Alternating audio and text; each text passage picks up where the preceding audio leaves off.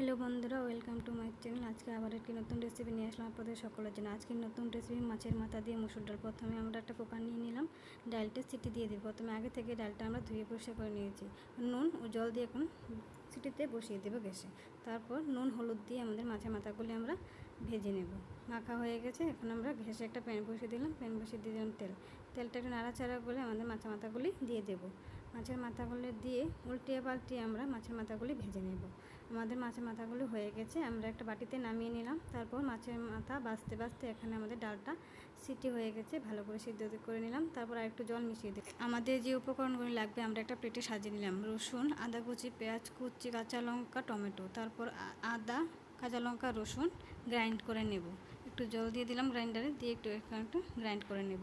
Grind হয়ে গেছে, তারপর গ্যাসে একটা কড়াই বসিয়ে দিলাম। কড়াইয়ের মধ্যে দিয়ে দিলাম তেলটা গরম হয়ে গেছে, দিয়ে দিলাম তেজপাতা, শুকনো লঙ্কা। একটু নাড়াচাড়া করে ফোড়নে দিয়ে দেবো জিরেটা একটু হয়ে গেলে দিয়ে দেবো পেঁয়াজ কুচিকে হালকা ফ্রাই করে দিয়ে দেবো কালারের জন্য একটু হলুদ দিয়ে একটু নাড়াচাড়া করে দিয়ে দেবো গ্রাইন্ড করা মশলাটা, দিয়ে জিরে গুঁড়ো, ধনে গুঁড়ো ও কাশ্মীরি লঙ্কা দিয়ে দিলাম কালারের জন্য। তারপর এটিকে একটু হালকা নাড়াচাড়া করে দিয়ে দিলাম টমেটো কুচিটা দিয়ে একটু নাড়াচাড়া করে দিয়ে দেবো মাছের মাথাগুলি দিয়ে ভালো করে কষিয়ে নেব মশলাটাকে। ভালো করে কষানো হয়ে গেছে, আমরা সিদ্ধ করা ডালটা দিয়ে দিলাম। সিদ্ধ করা ডালটা দিয়ে আমরা 10 মিনিট ভালো করে ফুটিয়ে নেব।